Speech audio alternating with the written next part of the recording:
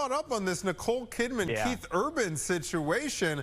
My co-anchors here on Good Day Chicago were talking about, so Keith Urban has a younger lady friend. Is it? Stop. Get us updated here. What's the deal? Yeah. That's a great question, and that is the question. So, and this shocked, I think, a lot of people earlier in the week. So we did a story that Keith Urban and Nicole Kidman, after almost 20 years of marriage, they would have celebrated their 20th anniversary in 2026, that they had separated, but that we were told Nicole really still wanted to try and make the marriage work. Well, not too long after that, we learned that she had kind of given up on that ever happening and had in fact filed for divorce. Now, it wasn't going to be some contentious divorce. It's not Brad Pitt and Angelina Jolie who have fought seemingly over every single thing in their divorce, because when Nicole filed, they had already agreed on almost everything in the divorce. So talking about custody of their 14 and 17-year-old kids, talking about possible child support, alimony, everything like that was already squared away, and they had both signed off on it. So while they're not officially divorced yet, it doesn't seem like it's going to be a lengthy or a protracted process here. They've agreed on everything that you might fight over, and they are divorcing, which is it's sad, because I think they're one of those Hollywood relationships that you say, okay, that's real. It's not for publicity or status or anything like that, and they've got a chance to make it the long haul. And then obviously not, because this happens again. Together for a long time. They were together for 2 decades, but nonetheless, they are split now. Keith has a woman that he plays, that he performs with. She's one of his guitarists. She is 25 years old. Her name is Maggie. There is some thought that he could be in a relationship with her, or in some sort of romantic setup with her. We were told that before anyone said Maggie's name, we were told by people who were close to Nicole that they felt that he had moved on with another woman. They weren't sure exactly who it was or when it happened, but they felt like he had moved on. And then, what do you know? There are these videos that come to light that seem to show him being flirty with this Maggie woman on stage, who, again, like we said, is only 25 years old, and changing the lyrics of songs. A song, The Fighter, that he wrote for Nicole Kidman, changing the lyrics that were about her to something that was about Maggie.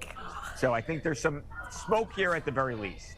But okay, but because I sort of get both sides of that, because if he but hear me out. Stop it right now. If he has a lyric about the woman with whom he is going through, like, because he was just in Chicago a week ago. I saw him at the United Center 7 days ago, and like, you can't sing about because everyone there is listening, waiting on to see if he's going to say something about Nicole, right? And if he has a lyric about, I'm not saying he should have changed it to the 25-year-old on stage, but he's going to change it. He's going to change the lyric. Like, hey, you know what? I'm not going to skip. No, okay. Then what should he have sang? But here's an example. My favorite band is the Avett Brothers. One of the guys in this band has a song about his wedding.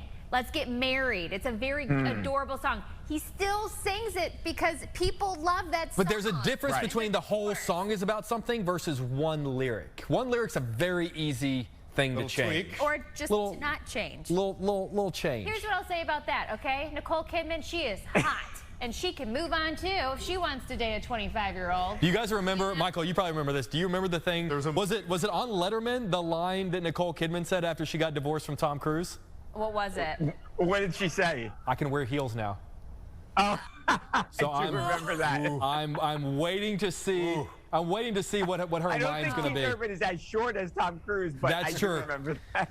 That's hard, though. That's oh my sad. gosh, That's sad. It is, because I agree with Michael. It's like, but 19 years, Michael, in Hollywood, that is, I would say that's, I mean, what is that, a top 0.01% marriage? Oh, yeah, 0.00001. I mean, that may as well be forever in Hollywood. Exactly. Right? In Hollywood, to happen like while he's on tour. Like, look, listen, like I'm not comparing situations. I'm not saying that obviously we're in the place that those two are in, but like when you have a job that's in front of a camera, going through personal things can be really hard. This is like, I was engaged and the engagement got broken off, and I had to deal with all of that in front of these. And he's on tour in front of thousands and thousands. To go through a divorce and being in front of thousands of people, knowing that they all know what's going on.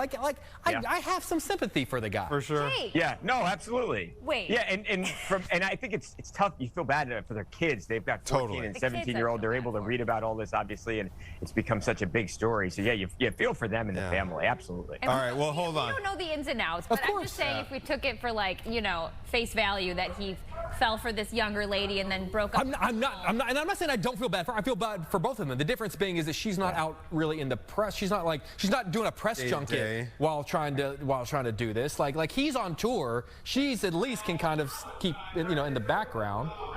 During that. Am I digging myself into a hole? Keep going. I'm not defending one or the other. I'm just saying he has to face thousands of people every single night. Going through and it. She does not. Michael, for the love of God, save me. Maybe she's not innocent. I'm going to let you do your thing. No, I understand what you're saying. He's out there right now, and it just so happens that she's not promoting anything, promoting a show, so she can lay low. He doesn't have that ability to lay low, and like to the song, it's The Fighter. It's one of his more popular songs. The fans want to hear it, so he's got to play it. And I could understand. That's a fair point. That's not wanting to sing about your estranged wife. All right, guys, this is all peanuts. On the commercial break, okay?